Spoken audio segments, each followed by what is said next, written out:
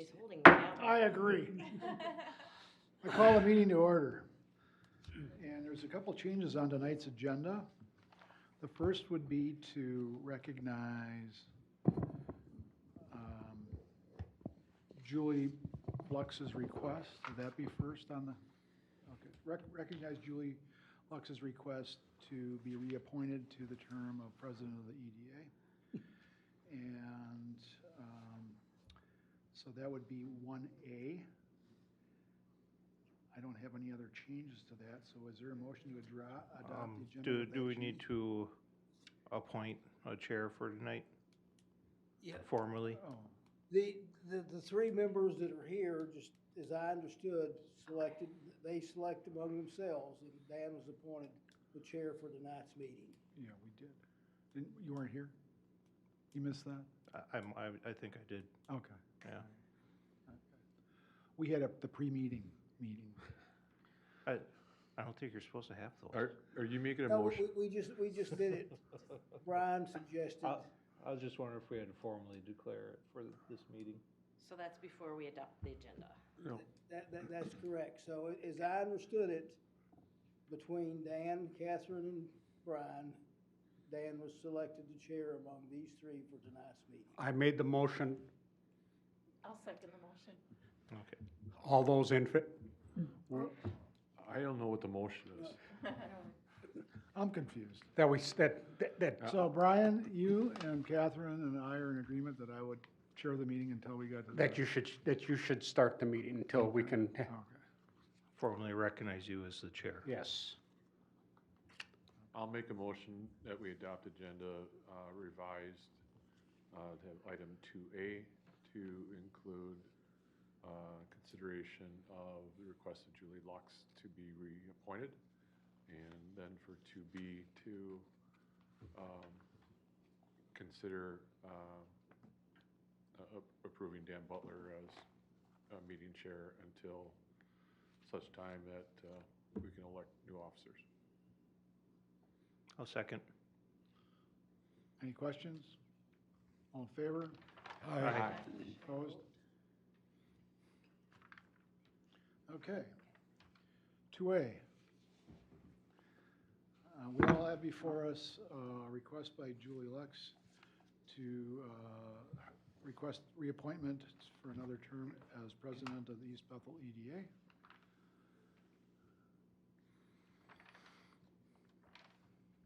I'll make a motion, we accept the request for reappointment from Julie Lux for another term on Is there a- East Bethel EDA. Is there a second?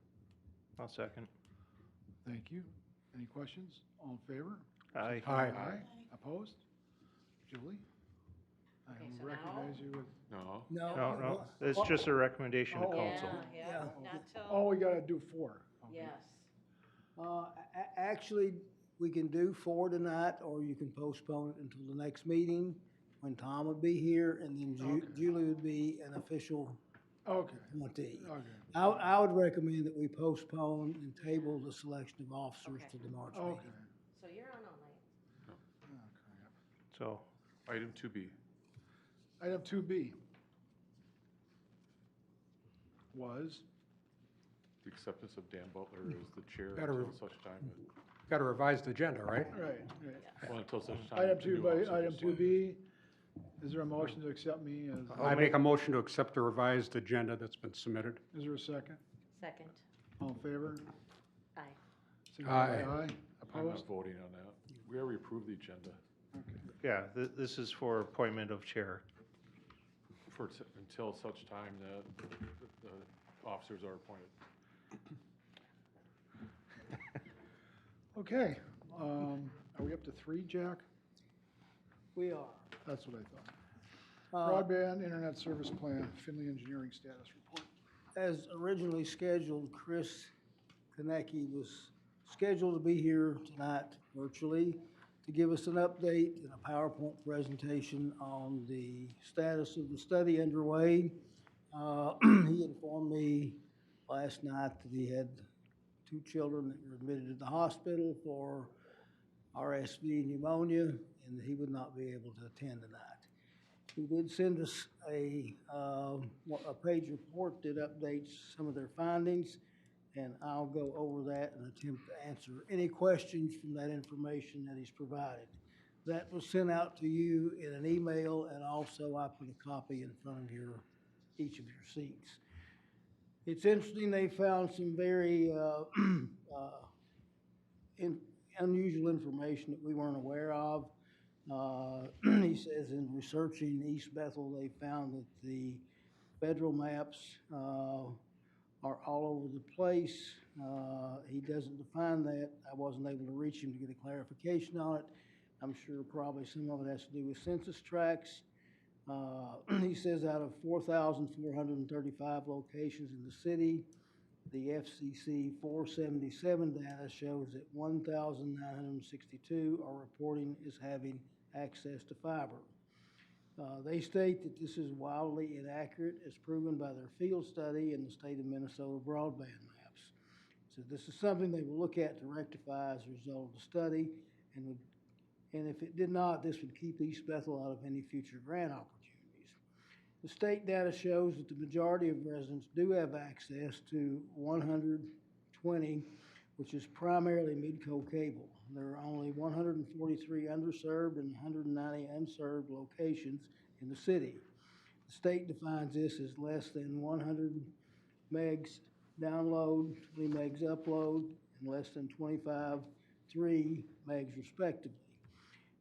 This could severely limit grant opportunities to bring fiber to the city as a whole, as most grants won't fund anything over 120 megs download and 20 megs upload. They've spoken to the two major providers in the area, which is Midco. Midco has already identified 3 possible projects for future extensions.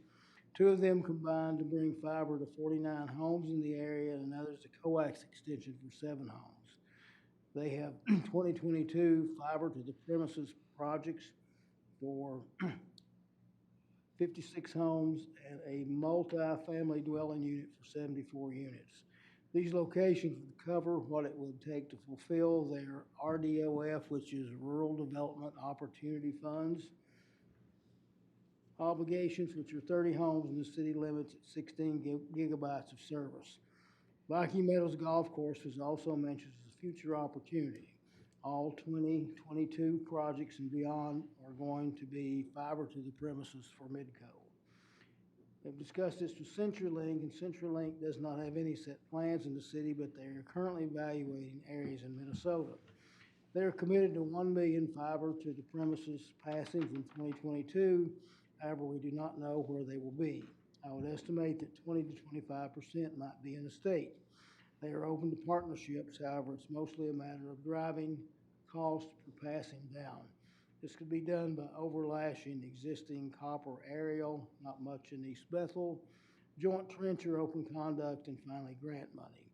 I would highly recommend contacting them further to let them know the joint trench conduit systems and our road projects that might reduce the burden of construction.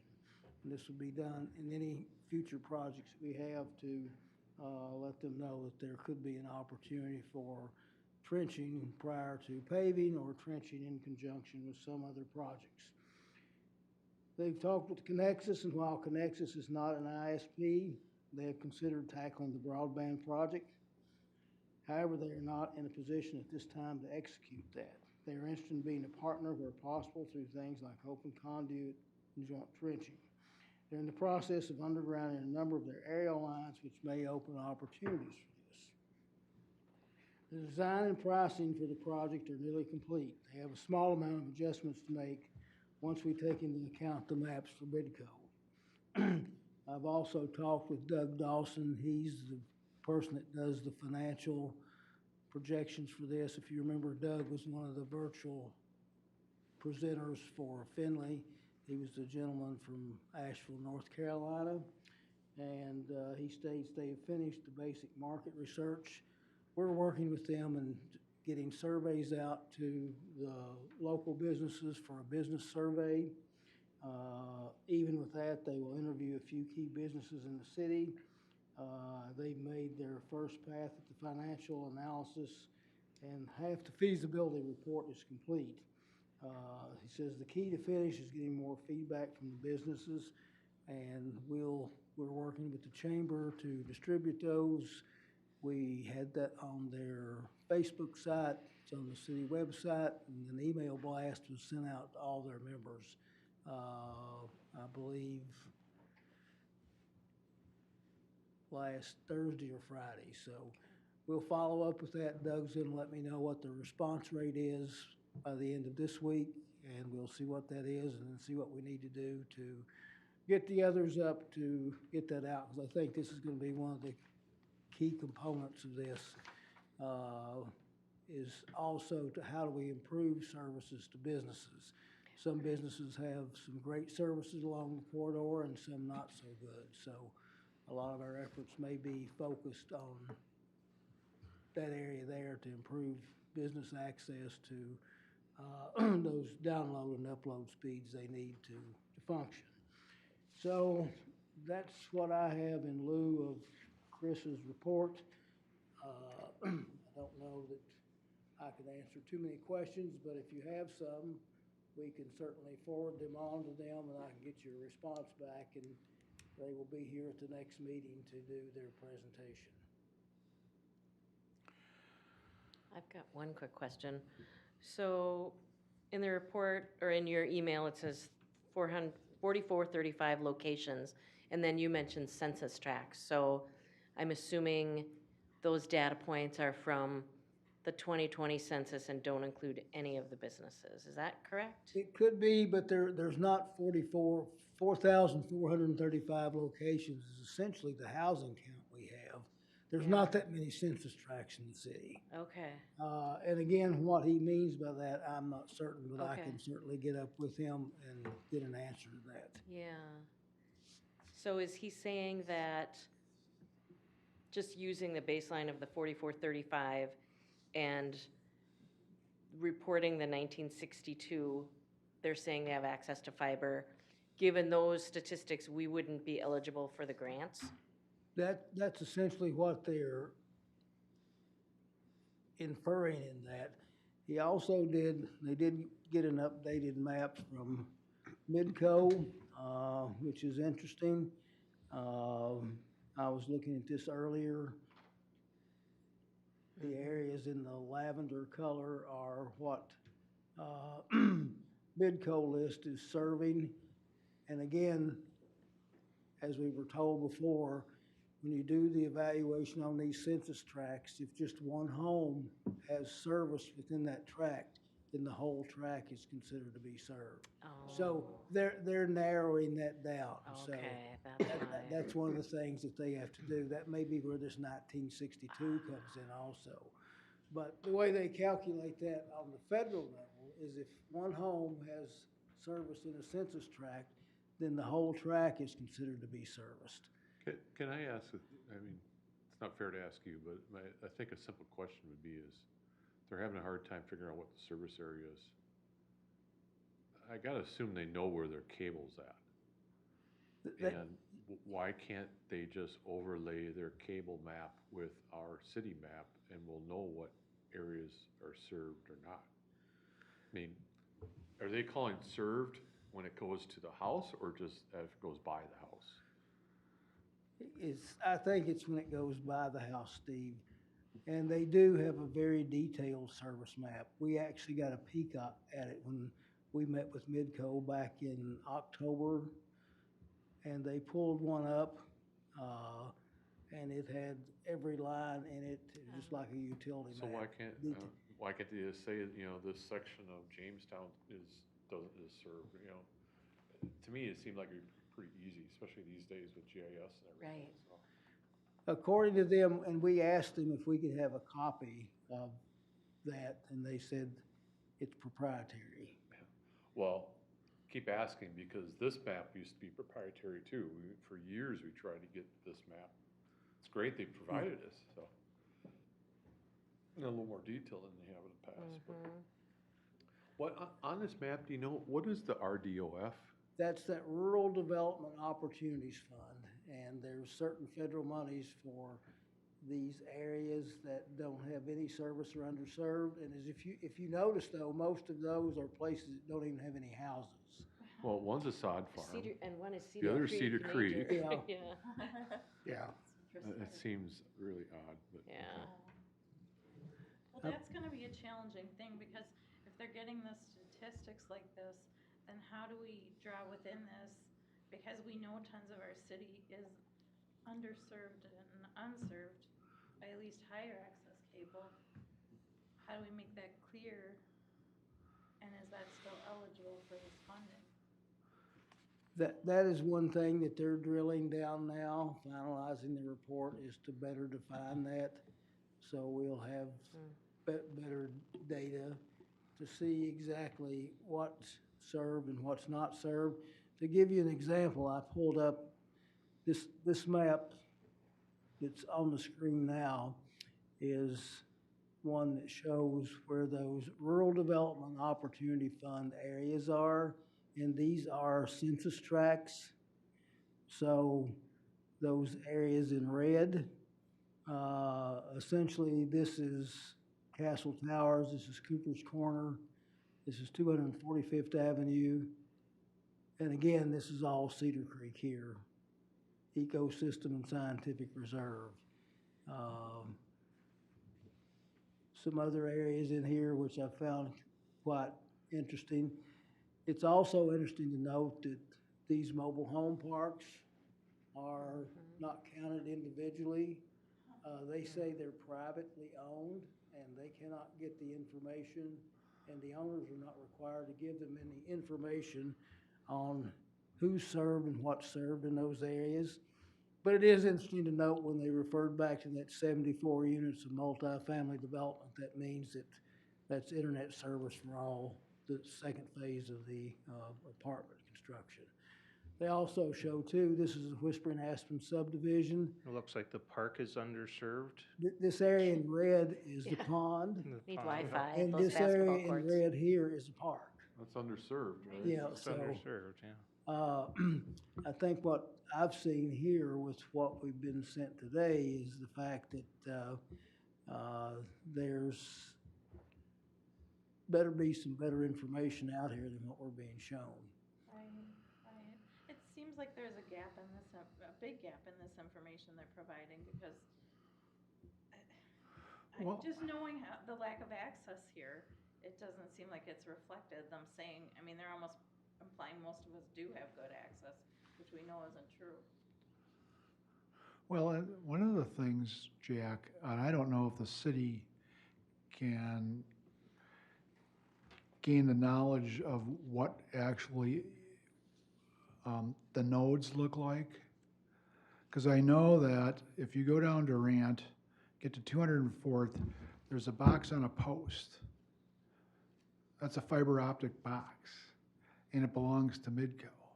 But if the city surveyed all those boxes and came up with a location map, we would know where the fiber to the nodes are personally.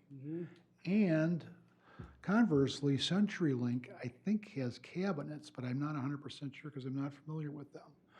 But if the city itself surveyed, where these are in the city, we would have a much better opportunity to inform ourselves. Because when I look at the map here, if you look at the green section right in the center of the map, where that new development is going on 209th, between 209th and 213th in Durant,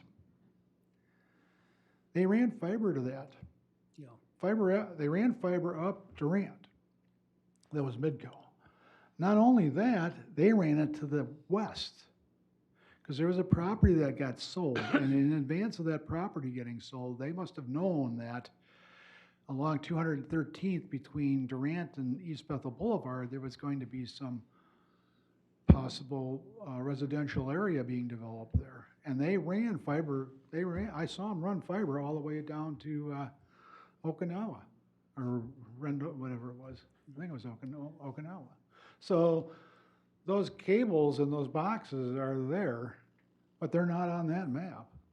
Well, and that's kind of my point, if they ran cable along 213th, 213th. yeah.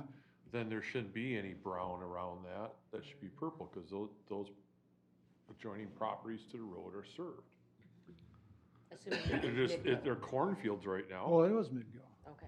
It was the same outfit that ran to the, you know, I can't see CenturyLink running all the way in Yeah, there. Right.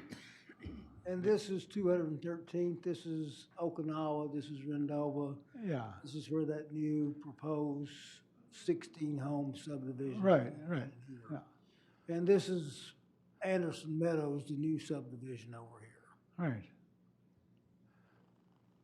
So the cable's in there, you know, it just needs to go into the subdivision once the, you know, the trenching goes, and I don't think the electrical's all in yet, I don't know.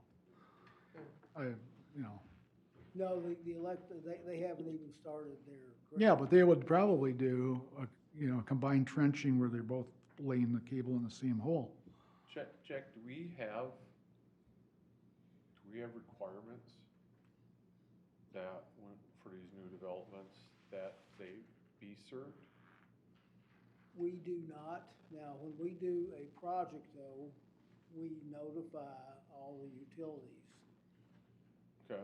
When we did the service road, that we're doing this, now's the time to get in here and put your Right. services in. But in our contract with Midco, No, we do not. something we probably should have done that. Just required it to be installed. Well, that's probably one thing that we can look at too, and when somebody submits, like this one right here, we got the concept plan. Is initially, we'll submit those to Midco to make sure that they're aware of what's going in. So they would have the opportunity to do this trenching before it got too expensive, before a road Right. came in there. But, I mean, I forget the name of the development is now, the one that Tim Harrington lives in. That's not that old of a development, and yet never got cable there, and they could have. I mean, the development's less than 20 years old, Yeah. so maybe it's something we should look at, is somehow requiring it to be put in. I don't know how we do that, but.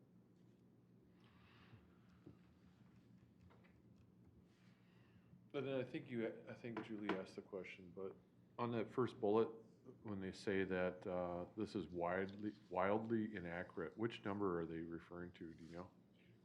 I do not know. I'll have to find that out.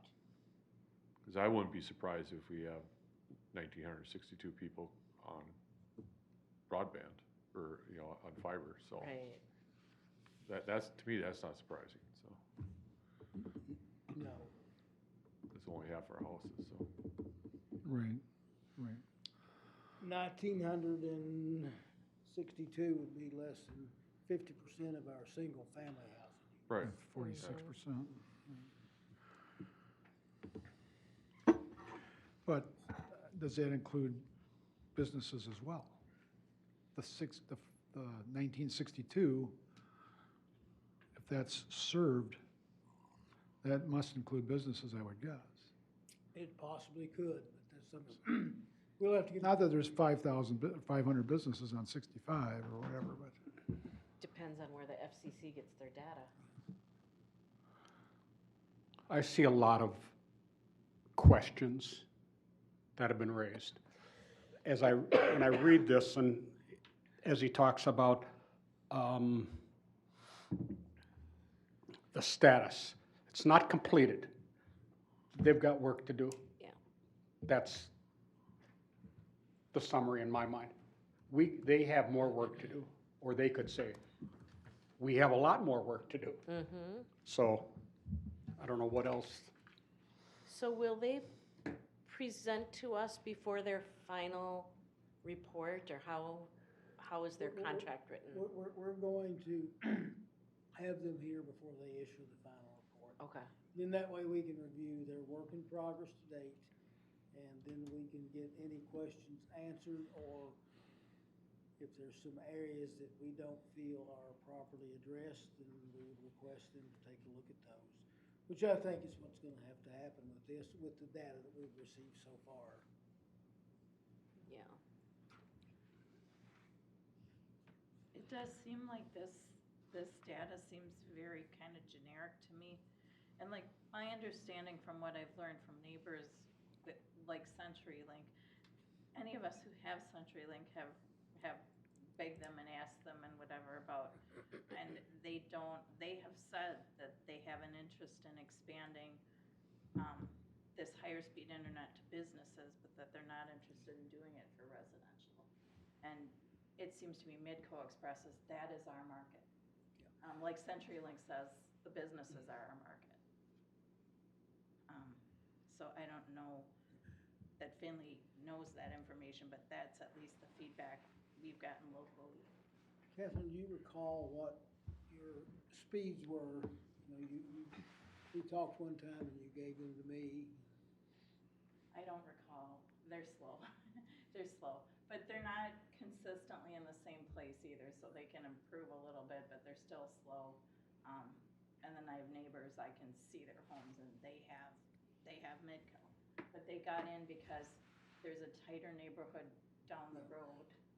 And you know, all these download speeds are gonna vary somewhat. You know, our speeds here at City Hall vary anywhere from 40 megs download up to 80 or 90, depending on the time of day. Right, right.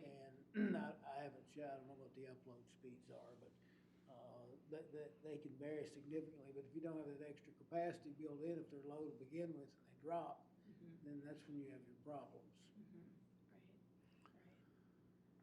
Well, I know that if your Wi-Fi router is a 4G router versus a 5G router, I installed a 5G capable router that serves a certain radius around that router, that the speeds are quicker, obviously, so just that. Anything else on 3.0? No, I don't have anything, and Chris said he apologized, but this was, he couldn't, with the situation he was in, he could not present tonight, so I made a small effort to just brief you. We probably have more questions to answer than information was conveyed, but we'll make sure that's presented at the next meeting. Thank you, Jack. Moving on to 5.0. Actually be 4.0. I thought we were postponing 4.0. Do Do we need a motion to postpone? Yeah, we need a motion. Is there a motion to postpone 4.0? I'll move we table item 4. Second. There's a motion to table and a second to table item 4.0. Any questions, comments, short speeches? All in favor signify by saying aye. Aye. Opposed? Motion carries. Approve the November 15th, 2021 minutes. So moved. Is there a second? Second. All those in favor? Aye. Aye. Opposed? Any abstentions? I'll abstain, I was not. I in will too. attendance. Julie and Dan abstain. Okay. Motion carries. Item 6.0, the Anoka County Broadband Grant Report. City staff has been continuing discussions for the county broadband grant programs. As presented at the November 15th, 2021 EDA meeting, $150,000 has been earmarked for the city by Anoka County for this purpose. The deadline for the application for these funds is December 31st, 2023. In addition to the discussion for the East Bethel grant, staff has been providing information to AC Red to assist in their efforts to initiate a regional broadband feasibility study for the 10 northern Anoka County municipalities, which include Columbus, Ham Lake, Andover, Ramsey, Now Then, Oak Grove, East Bethel, Bethel, St. Francis, and Linwood Township. AC Red is using our concept to address the needs of semi-rural areas of the county. AC Red is preparing an RFP to solicit consultant proposals for this service.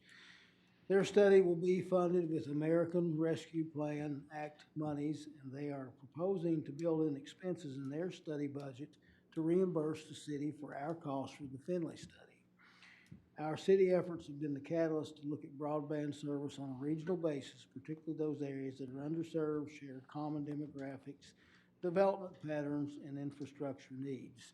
I had this discussion with Samantha Markman, and the county has indicated that they are going to fund the cost for what we're paying for the study. So I thought that was very good, and What's the cost of that again? $70,000.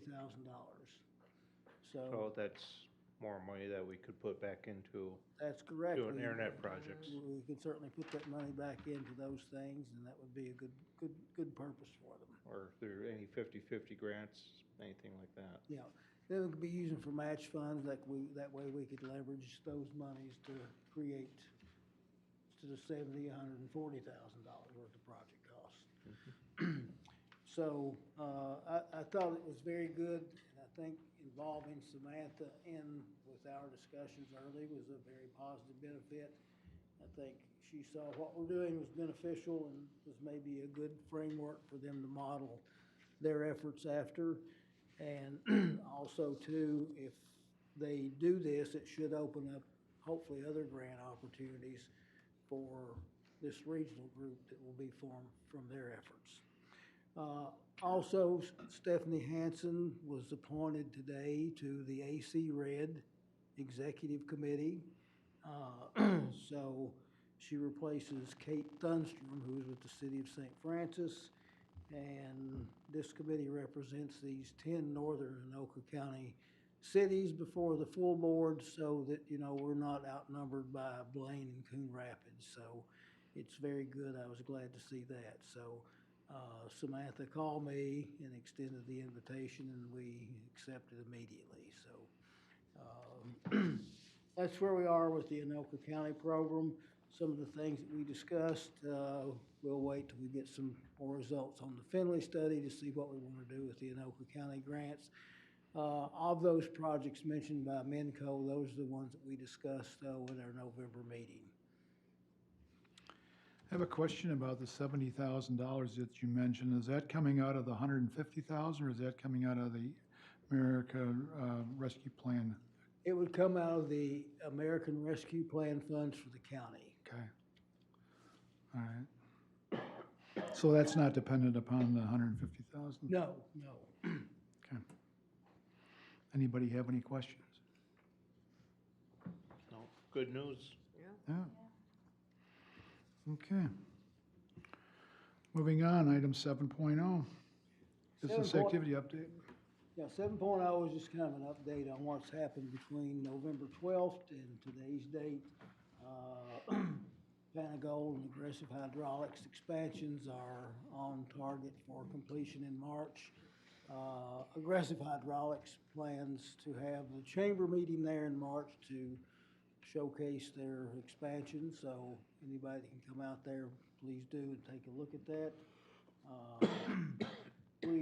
We haven't had too many discussions with Corey Burstead lately with Elevage, but we did find out that he's finalizing his marketing study and plan, and he did indicate to us that he was planning on trying to get his submissions in for his phase by April.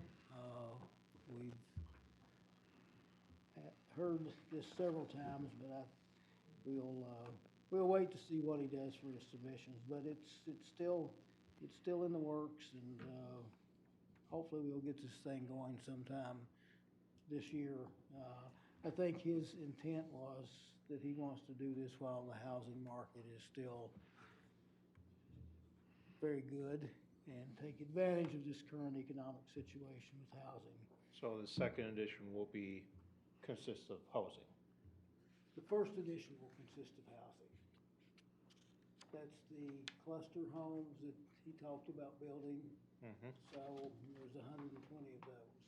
I thought the first edition was Oh, the first edition's Quick Trip. Quick Trip. But So the housing. second edition is the housing. The second edition is the housing. Okay, that's what my question was. I did notice that there were some stakes that were out on the Quick Trip site, so we're trying to find out if there's any earlier start to that project than we were told, but I don't know anything about that yet. I just noticed them the other day driving through there, and I'm trying to find out what their purpose is. When were they expected to start? 2023, approximately this time next year. Jack, I had a question about the second edition down by the apartments. It says March of 2022 occupancy. I drove by there today just to kind of familiarize myself with where they're at. It looks like everything's ready to go. There's a couple portable potties outside and a 20-yard dumpster that's probably full, and I don't know inspection-wise where that stands. Do you know?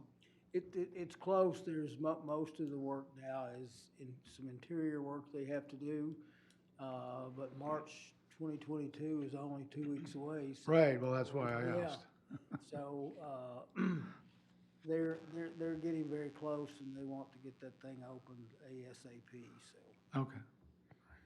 Thank you. We discussed this a little bit, the Anderson Meadows subdivision off of Durant Street and Gia Street off the Anderson subdivision. The road base course was put in and paved prior to bad weather. They did pull one building permit. There is one house under construction. There have been several lots there that have been sold to another developer for, I think he plans to start pulling permits here soon. So we'll see some more construction there. Developer contacts, we've been in contact, or Steph has been in contact with 2 developers who have interest in property on the east side of Highway 65 for housing projects. We're still working with Cambia Hills, and the receivership company Service has assured us that they have been in contact with operators that are interested in the project and that would be suitable for opening the facilities in essentially the same manner that Cambia Hills operated in. They're hoping to get some positive feedback from a couple of those very quickly. When they started this, they said it would take 6 months to a year. So they started in July, so they've been making quite a few contacts with operators that do operate those psychiatric residential treatment facilities, similar to the operation of Cambia Hills for the same age group and along the same model. And again, too, I think we mentioned this the last time, the Department of Health and Human Services has revised their funding formula for reimbursement for cost of these, which is going to be much more attractive to the operators, which will, I think, be a big incentive for getting somebody back in that building. And Viking Meadows Golf Course, we've been working with the owners there. It's no secret that they've had the course up for sale for several years, but we've been working with them and getting them some data, directing them on how to get floodplain and wetland delineations, and told them we would pass along the availability of that property to anyone that inquired. So. One thing I noticed on the Anderson project, the spec home that's going up on the Anderson project on the east side of Durant, is that they've been waiting for garage doors and a specific window for probably over a month. And I don't know if that's going to affect other developments and other building. They You can. know, if you're a small developer, you've got 3 lots or whatever versus D.R. Horton, guess whose order's getting processed first? Yeah, Dan, I could have a short 20-minute conversation with you about this after the Right, meeting. right. Well, I'm sure D.R. That's- Horton's getting their windows. Anyway, just an observation. Any questions for Jack on the business activity update? One other thing I'd like to add is that Julie appeared before the city council and gave the annual EDA report to the city council in December and did a fantastic job. Thank you, Julie. We appreciate that. That report is attached in your packet. If you have any questions on that, please let us know. Does she get extra pay for going to the city council meeting and giving the report? Because she should. It should be an extra meeting. I had the pick of what I wanted from the vending machine. Okay. All right. Thank you.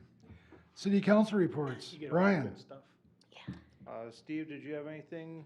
Um, last night, council considered and passed, a site plan review for a new, Buddhist temple on 217th Avenue on the east side. So they'll be constructing that, this summer. So that's a very interesting project. It was an interesting building that they're proposing. So also, we've got a concept plan. We've got a new process for residential developments. They come in first with a concept, which I think really worked out well. Although this one, I don't think it's gonna change much. It's worked out well. So and it's, Jack referred to that, that's off at 213th. That's a 20, is it 20 home? 16. 16 home. So that's a concept plan, and they'll come in. And then coming up next month, City Council and Planning are gonna have a joint work meeting, primary for two issues. The first one that actually kind of sparked this was the consideration of how we handle home businesses, and specifically automobile repair at home. And it all kind of started a few months ago with, there's a home business that wasn't registered, but it's a home business on the west side of the city where we've been operating, doing car repair for 10 years, I think, basically under the radar. And so they, I don't recall why, but they had to come in apply for a permit, and they're not allowed by ordinance. I So think they finally got a complaint. it could have been a complaint, yeah, but, so we, that, there was a hearing that night, and we talked about it, and, the neighbors, they keep up a pretty nice place. It's not junky at all, and neighbors all supported it, but again, it wasn't allowed by ordinance, so council decided to send it back to planning to consider and discuss whether we should change our ordinance to allow auto repair as a home business. And it was kind of a mix of not having the right people at planning, new people in planning, and their decision that they, kind of kicked it back to council, and then we came up with just having a joint work meeting to discuss it out and see whether it's going to be considered. So that's going to happen in 2 weeks. March the 7th. How large of a lot are they on? I'm sorry? How large of a lot is the person doing the home business on? I believe it's 2.5 acres. Well, they're not allowed at all. Yeah, it's not allowed, but the specific site that brought this whole discussion the lot? forward. Oh, that's probably an acre at best. It's like a 2 acre. I think it's 2 acres, it's like 1.94 acres, just slightly below 2 acres. In that development? Yeah. Oh, okay. But it's a corner lot. Once you know it's there, it's real obvious. They have a storage building that's twice the size of their house, but, that's the best example, and I kind of remind everyone, it's like we can't say everything based on the best example. We almost have to look at the worst case. You could have someone doing that and doing it in the most respectful way possible. We had a homeowner that did this very, whatever, it would have fit in totally with what was fine, and then that homeowner passed away, and his sons took it over and turned into a nightmare. It was crazy. Well, It was crazy. we, I'm not gonna point fingers, but we have commercial businesses that are far less neat than this home business is. Sure. And for auto repair. Right. And, so that's what kind of drove it. We'll see where the discussion goes, but we've already, staff's already done research. There's like no communities around here that allow it, so. No. And there's a lot of issues, so it'll be an interesting discussion. The second, topic then is is commercial development. We have a proposal for, to basically plat an area by, Pat Small Engine on the east, 209th, on the west side of 65. And that is in our, future development area. And so we've got, it's basically 1 per 10 acres is what allowed. They want to do smaller and subdivide it, and they want to develop their land, but yet it's in this area that our comp plan designates as reserved for future development with sewer and water.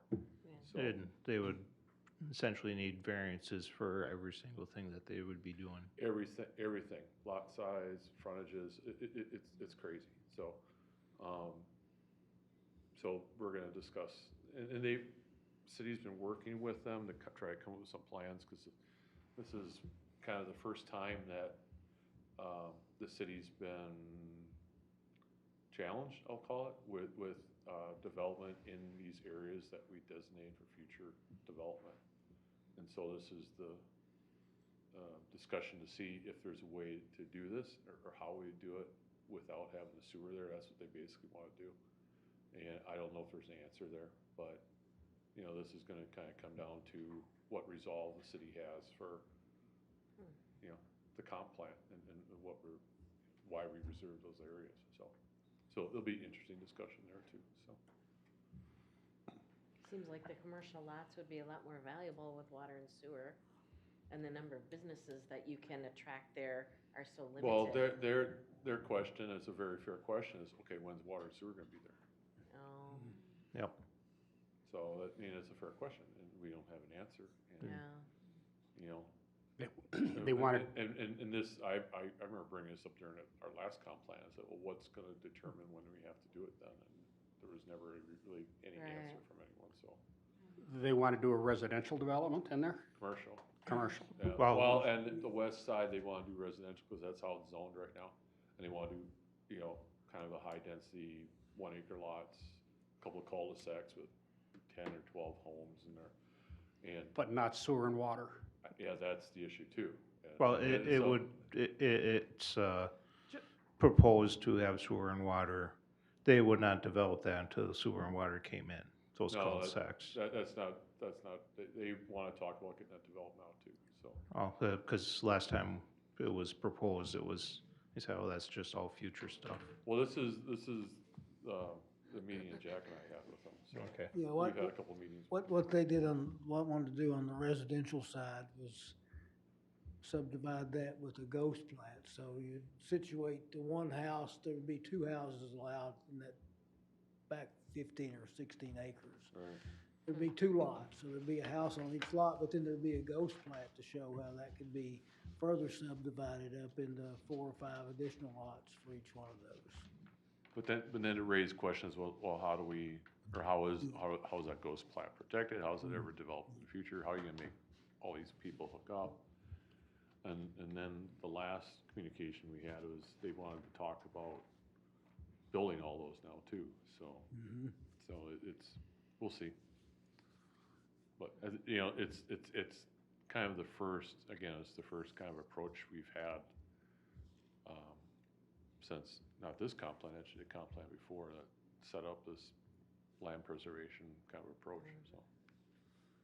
So it's interesting. They're being very, I mean, I mean, they came to council, they came to planning. The one person did, and then we met with a bigger group, and, you know, they're very respectful about it, they understand, so. So I expect, I don't know if they're gonna be at the work meeting, you think? As I feel audience? like they'll probably be in attendance just to observe. Okay. Either Bruce or Kim will be there. Yeah, so it'll be interesting. And that's in terms of relative to EDA, I think that's it, unless Brian, you got anything to add? Right? A couple things, just as far as keeping an update of new things at City Hall directly. In January, approval of advertisement of an accounting coordinator position was approved. This would be a new position. It would free up some tasks from our financial director, Mike Jaworski, and in turn, his A new position will be, he'll be moving up to a new position, is it deputy city administrator? And so he will be doing the grunt of his job, but also taking on more tasks from Jack that frees up time, some tasks from Jack. So he can more focus on the bigger city administrator issues. And one other item, we have a town hall meeting. We just changed the date to April 21st. April 21st, we'll have the town hall meeting that will more than likely be its normal format for meet and greet at 6, formal in the chambers at 7. And, but yeah, I think that's all I got. Just a couple announcements. Thank you, Brian. Mhm. We're up to item 9. Is there a motion to adjourn? So moved. Second. Is a motion and second to adjourn? All in favor signify by saying aye. Aye. Opposed? Motion is adjourned.